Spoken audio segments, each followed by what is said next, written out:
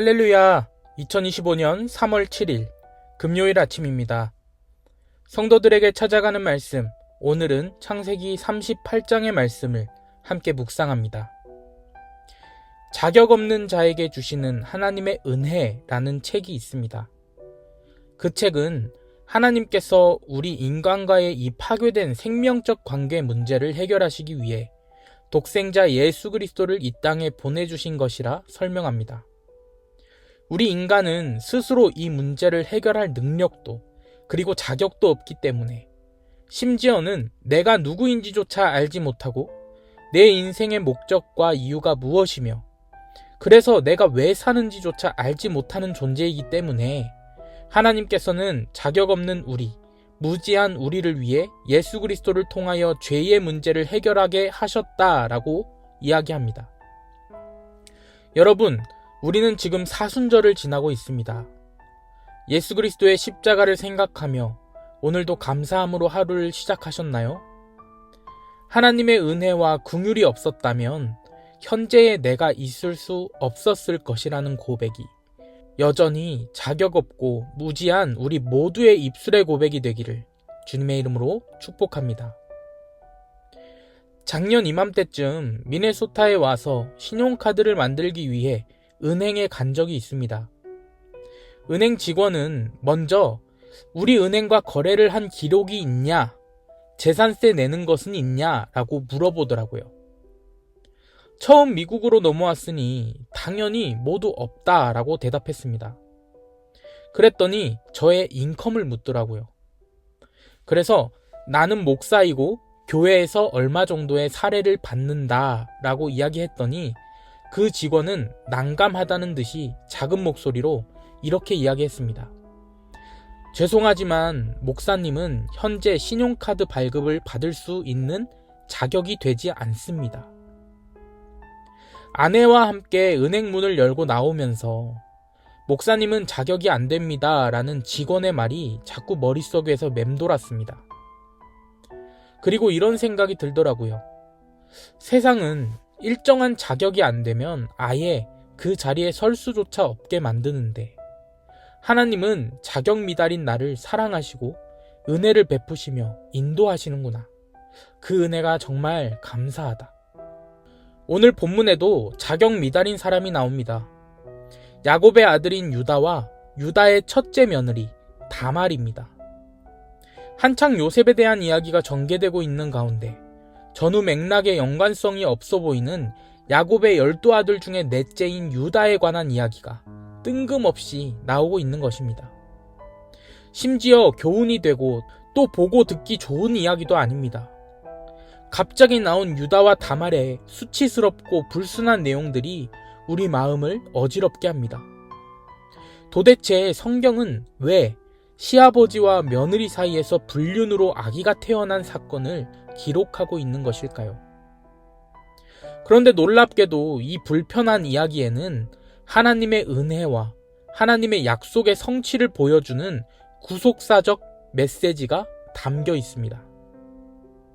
이해를 돕기 위해 마태복음 1장 1절에서 3절까지의 말씀을 제가 읽어드리겠습니다. 마태복음 1장 1절에서 3절 말씀입니다. 아브라함과 다윗의 자손 예수 그리스도의 계보라. 아브라함이 이삭을 낳고 이삭은 야곱을 낳고 야곱은 유다와 그의 형제들을 낳고 유다는 다말에게서 베레스와 세라를 낳고 베레스는 헤스론을 낳고 헤스론은 람을 낳고. 마태복음의 시작은 이처럼 족보를 나타냅니다. 바로 예수 그리스도의 계보라고 불리는 족보 말입니다. 예수 그리스도의 계보라 하면 우리는 거룩한 핏줄들의 이야기라 생각하지만 놀랍게도 그 거룩해야 할 것만 같은 예수 그리스도의 계보에 유다와 다말에게서 베레스와 세라가 나왔다는 이 불순한 이야기가 담겨 있는 것을 우리는 볼 수 있습니다. 우리가 생각할 때 유다는 예수 그리스도를 낳을 만한 자격과 실력이 없는 존재입니다. 그럼에도 불구하고 하나님은 유다 지파에게 왕권을 부여하시고 예수님이 이 땅에 오시는 족보로 사용하십니다. 어째서일까요? 이것은 하나님의 언약 때문이었습니다. 하나님은 분명히 아브라함과의 언약을 통해 자손들에게 복을 주시기로 하셨습니다. 아무리 하나님의 복을 받기에 능력도 자격도 없는 무능한 존재라 하더라도 하나님께서는 말씀하신 언약을 지키시는 분이시라는 것을 오늘 말씀은 보여주고 있는 것입니다. 그리고 이것은 또한 우리가 잘하든 못하든 하나님께서는 우리를 예수 그리스도의 상속자답게, 즉 하나님의 자녀로 부르시고 내가 너와 함께한다 약속하셨기 때문에 끝까지 책임지시고 개입하셔서 하나님의 역사를 우리로 하여금 만들어 가신다는 것을 이야기하기도 합니다. 한번 생각해 보세요. 우리가 구원받을 수 있었던 이유가 무엇일까요? 사실 우리의 구원은 그럴 만한 충분한 이유와 근거가 없습니다. 어떤 이유와 근거를 가지고 오더라도 설명되어질 수가 없습니다. 왜냐하면 우리가 예수 그리스도를 십자가에 못 박은 장본인이기 때문입니다. 그래서 우리가 구원받을 수 있었던 이유와 근거를 이야기해보라 하면 우리는 오직 하나님의 은혜라고 밖에 설명할 수가 없는 것입니다.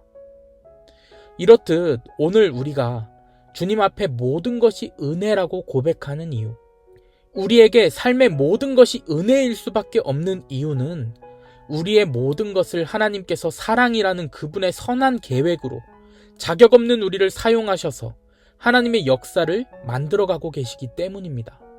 지금도 하나님께서는 사랑하는 그분의 자녀인 여러분의 인생에 개입하고 계시며 선으로 여러분의 하루를 인도하고 계십니다.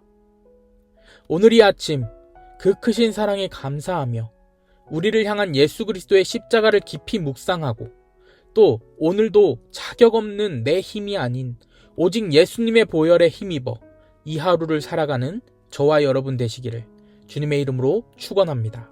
아멘. 오늘은 우리를 대표해서 이형규 권사님께서 기도해 주시겠습니다. 다 함께 기도합니다.